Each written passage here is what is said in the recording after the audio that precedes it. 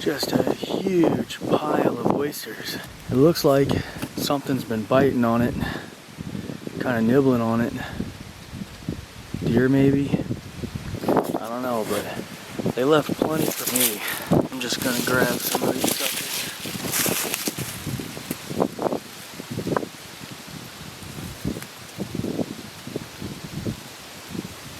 Just gonna grab a handful here. Make a really terrific side. So I definitely don't need all of these, but grab just enough to have a little side for a lunch, just absolutely chocked full of nutrients. And they are a little bit soggy because these must have came up before that last rain we had. So a little bit soggy, but they're still very, very good. Nice, beautiful, flaky gills on the underside. Nice and white. And then a beautiful top there. Just absolutely gorgeous specimen here. An absolutely delicious, chock full of nutrients score. Absolute huge score right here. Oh my gosh, this is my favorite mushroom by far. Look at that. Oh, this is the puffball mushroom. And these things are absolutely freaking delicious. And this thing looks really, really fresh. Oh yeah. Look at that, beautiful. Oh my gosh, I can just already tell that this thing is super fresh. It's got a really good bounce to it. It's not soggy, it's not too heavy. Oh, when I cut that open, I guarantee that's gonna be a beautiful white inside. You can kind of see a few blemishes and stuff, but man, that's beautiful. It's huge and gonna be a really, really good contribution to this forest meal. Because it's so windy today, I'm gonna do what's called a Dakota Fire Pit. A Dakota Fire Pit is excellent for today's like today, where you don't want your fire to get blown out or to start a fire. It blows, you know, a lot of embers. It can also be good if you're trying to be stealthy, stealth camping. If you don't want a whole bunch of people to see, you know, your flames at night, because it is mostly protected by the earth, and it does burn very clean because of the way it's designed. It doesn't throw off a whole bunch of smoke. There's still going to be some smoke present, but it doesn't throw off as much smoke. So the way that you begin building the Dakota fire hole is you're gonna start off by trying to find your surface where you're gonna build your fire and figure out how big you wanna go ahead and build it. So I don't need much, I just need enough to cook my food on. So I'm gonna get about a pie plate size right here, kind of flattened out for me. Just a little shelf in the side of this hill. If you'll also notice around me, I am underneath of a large patch of northern red cedars. Along with this fire pit, those northern red cedars also do a really good job of protecting me from the wind and protecting the fire from the wind. Obviously I can't make it too big because I do have boughs above me, and so we can't just start getting this thing rocking and roaring, but we can definitely build something very small. I'm gonna start by simply digging my hole.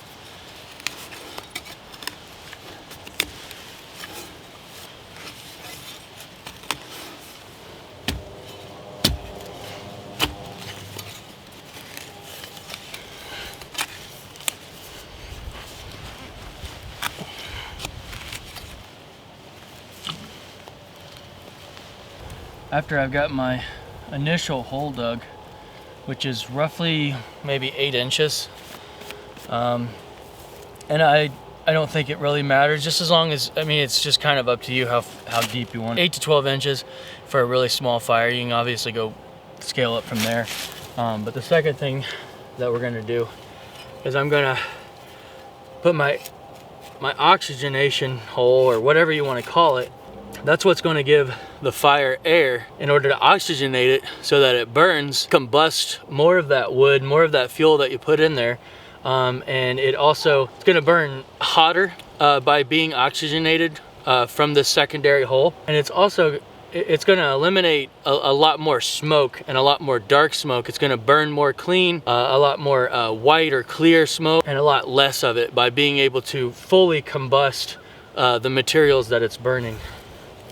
So this hole does not have to be super big around, but what you want to do is, see, I'm kind of coming down at an angle so that I'm going to try to dig down, and then thanks to this thing I can kind of scoop out dirt, and I just need a good hollow tube to get to my pit in there. It also helps, you know, if you can face it kind of towards like where the wind's coming from, so that breeze can kind of blow in there, and it'll help further oxygenate that fire.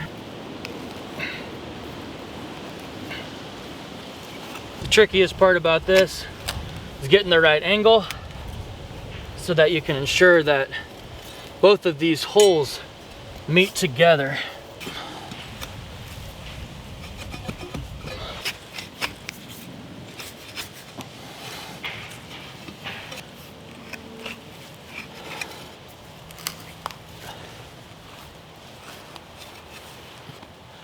So I'm getting fairly close now.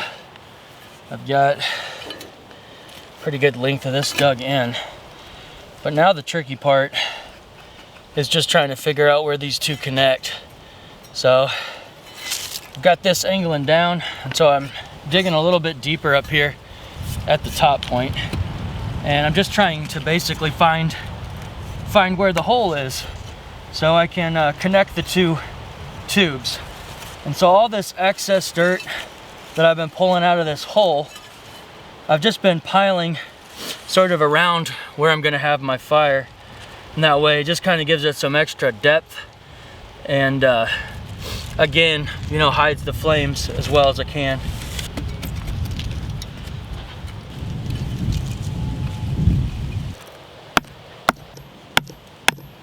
So I see the dirt move here as I'm burrowing through, so I know I'm getting pretty close here.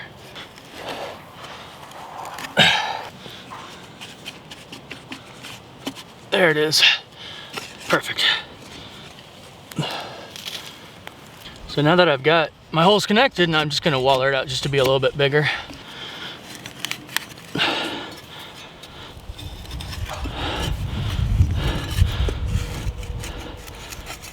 I'm gonna try to work on the floor of the fire pit itself and just make it kind of flat to the air tunnel.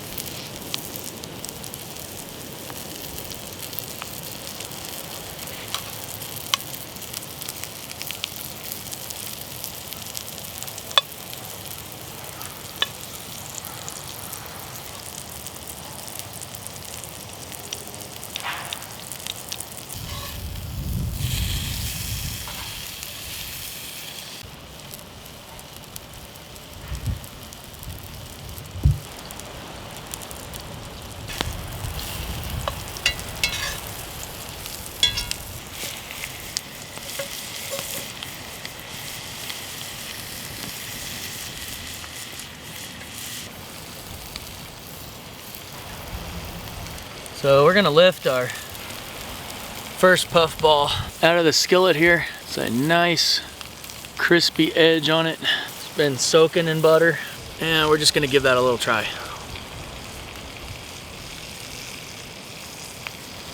Yeah, I gotta say, puffball's gotta be up there with one of my favorite mushrooms. Mostly because, again, all mushrooms sort of take the flavor of whatever seasonings you put on them, but puffballs are they're almost like a bread-like consistency, and so you fry them up in butter, and they really soak up that butter and that flavor. They're really, really good.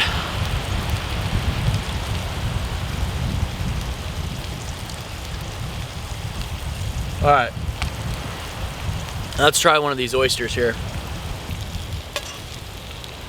All right, a nice flaky oyster there. Oyster mushroom. Again, very good.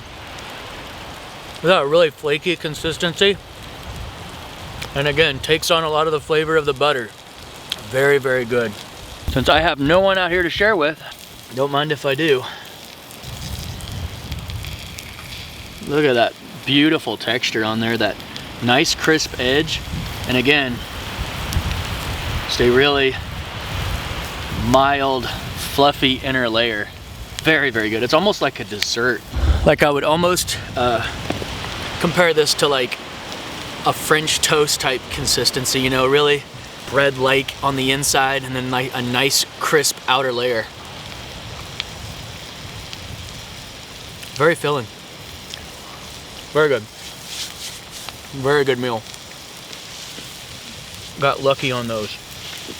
Again, I don't know. I've got this Rode mic on, and so I think that's going to cut down on the wind, I hope. But the wind is just absolutely howling out there. It helps we're behind this hill. We've got the eastern red cedars kind of blocking some of the wind.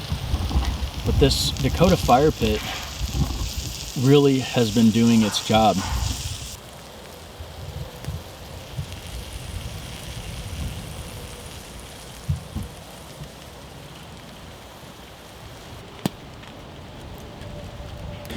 I just kind of want to take note. I just walked out of the little red cedar patch that I've been sitting in with my fire. And you know how I mentioned earlier, this is a great kind of a stealth fire technique. You can see the flames through the trees. But again, I'm only like 15 feet out away. And up above in the trees, you see a little smoke here at the bottom. It's kind of moving out of the branches. But for the most part, like if you were flying over in a plane or something, or you were far away, you're really not going to notice any smoke at all. And you get to be more than 40 or 50 feet away from this fire, and you are not going to notice this, even when the flames are flickering like that.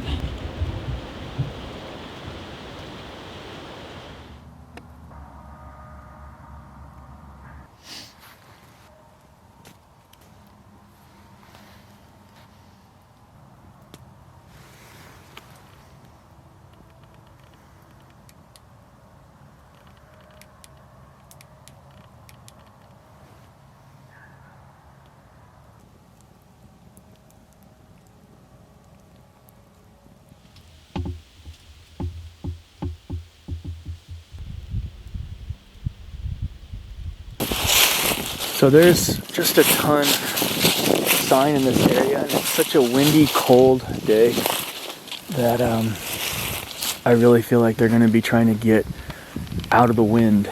And so this is thick down in here. It's low. It's got a east and west hill, so it's kind of protected from the wind. And another positive is that I'm going to have the wind in my face, so everything that I'm facing is likely where the deer is going to come from, and they're not going to smell me, so their smell is going to go completely out. Here's some sign that I've found, some rut activity, although I do think it's pretty old. And the reason that I think it's old is because the color of the bark and stuff. So you can actually tell how old a rub like this is if you just take a knife and you just scrape off the bark in another spot, and it will sort of reveal the color that's underneath of the bark.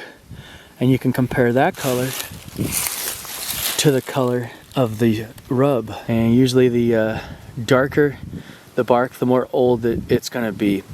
And so you'll be able to compare it with the light colored bark, kind of how old. Now it's still a guess, but you can at least tell if it's very fresh, like within the last couple days, or if it's like weeks, months old. So it's helpful with that. Either this deer rubbed this tree and then came over here to this tree and rubbed it, or if it rubbed it at the same time, it's a pretty massive buck, because as you can see, it's really tore up this tree right here as well as this tree. Either way, you know, they say, some people will say that the size of the tree that's rubbed kind of is a good judge of the size of the buck that rubbed it. I don't know how true that is, and I don't know that there's been a whole lot of science that kind of backs that. But if it is true, then this is a large buck. So.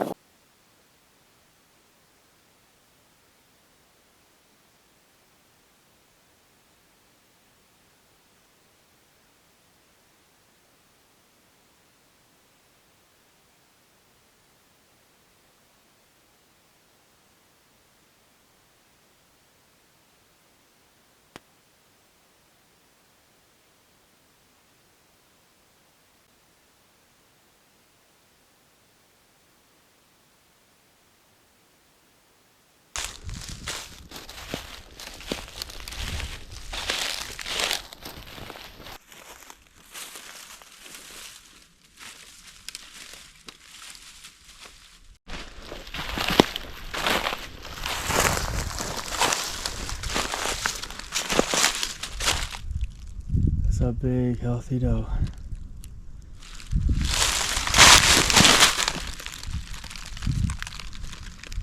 In the back of her gills here, so she was either just in heat or still in heat. So they're pretty wet on their hind legs here, so she was peeing down them to leave her scent in a scrape. And I know it's late, but if you were missed, you know, if the doe was missed, she could possibly be going back into heat again here pretty soon. So the path, this trail goes right up this thing, crossing this creek. She just walked right alongside of it. So gonna get her field dressed, and then we'll start packing her out of here.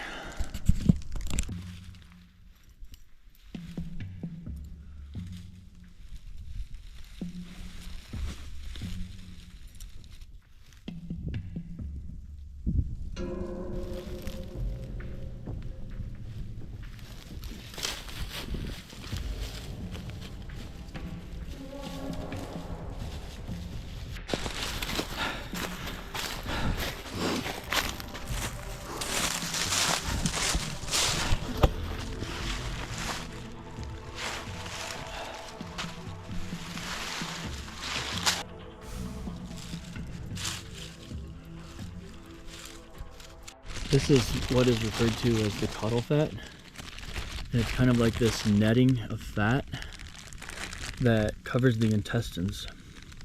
So what I'm going to try to attempt to do is, so most fat on a deer is not, it's not very good. It gives it a real gamey flavor. My favorite, I can tolerate a little bit, but I try to get most of it out. But this is a little bit different. It basically kind of melts down very well. And so I'm going to use it to go around my loin. So I'm going to carefully remove that, try not to get it too dirty, and we're going to save that. And it does go bad really fast, so I'm going to have to, I mean, luckily it's 18 degrees outside today, so it's going to freeze up pretty nicely, but I need to get it away from the organs so that it can cool off and get it somewhere where it can be clean.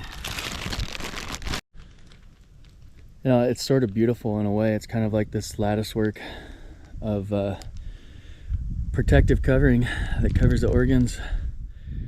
And I've never been able to save this because one thing or another happens, or just I feel like it goes bad.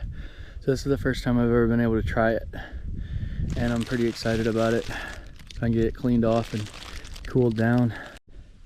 So here we have a few organs that are oftentimes thrown out. Of course, I'm getting it all kinds of dirty. It helps to have a nice tarp out here laid out. But these two are each side of the liver, two different lobes of the liver. They of course make the famous dish liver and onions, and they're positively delicious. So I'll get those cleaned up and we'll make a meal out of that. And here's the heart. And although it has a lot of cartilage, because it is a muscle that's obviously used all the time throughout the entire life, and it's worked hard, it has a lot of these vessels inside of it. But the heart itself, if you can get these vessels out and remove these vessels, these tubes, the atriums and the ventricles, the heart is actually very, very delicious once you get those chewy pieces out.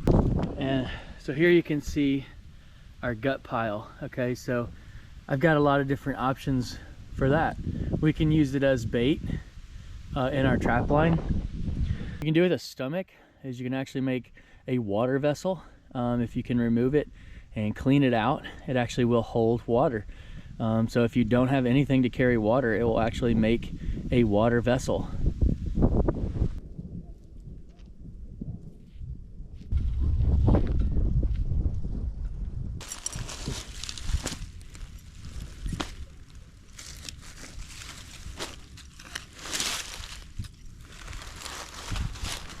My caul fat has been sort of laying out in the cold, and it's gotten very, very stiff, and so it's really lovely. Actually, it's going to be pretty fantastic to use around the loin, so I'm pretty happy with actually how that turned out. And it being so cold helped me a lot.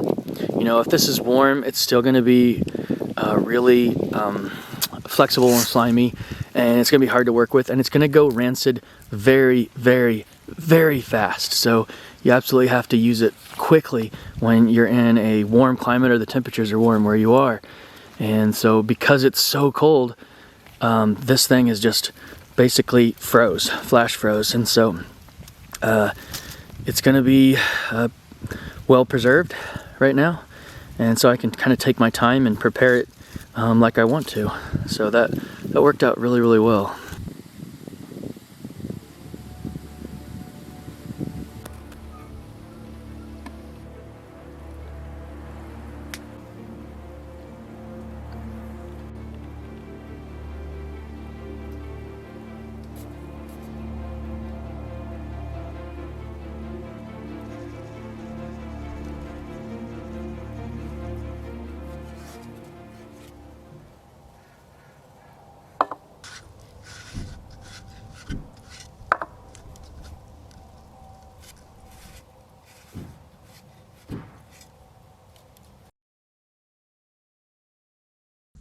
We got the caul fat here, and I'm just going to wrap this loin in that fat like a little burrito here.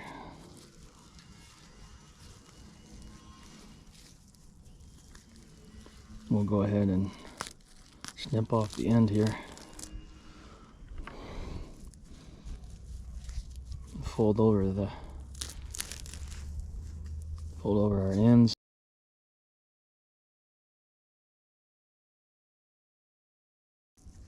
And it makes a nice little package there. We'll throw that on our hot skillet.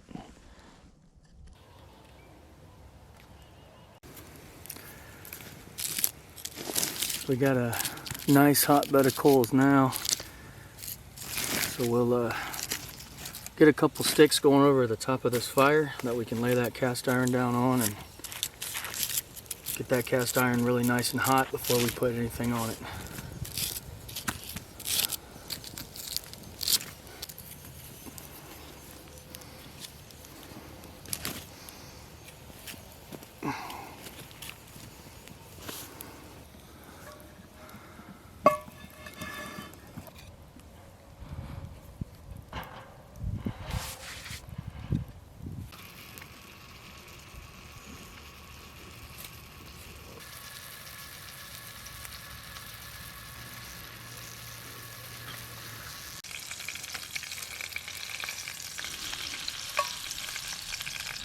See how that coal fat kind of melts into that meat, just keeps all them juices inside.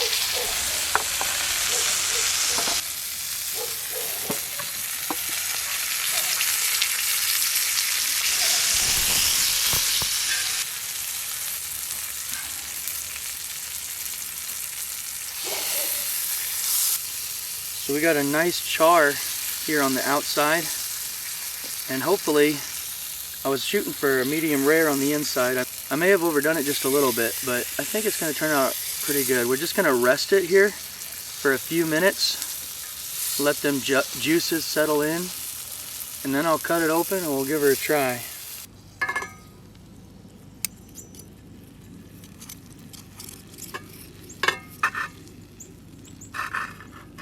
Yeah, I got it just a little bit more well done than I like. I like a little bit of the pink on the inside, but really, if you're lost in the woods and you're lucky enough to get a deer, this is gonna be absolutely delicious and full of calories, good nutrient dense calories. So right on. This looks freaking amazing, and the smell is absolutely wonderful.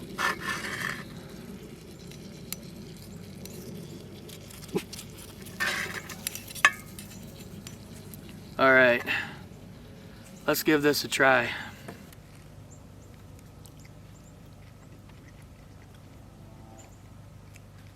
That was really good.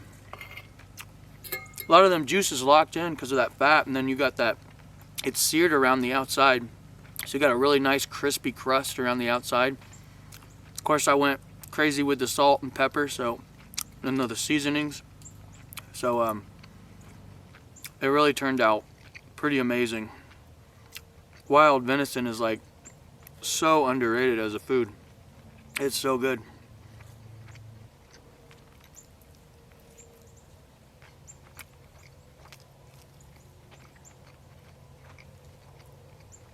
That is way tender.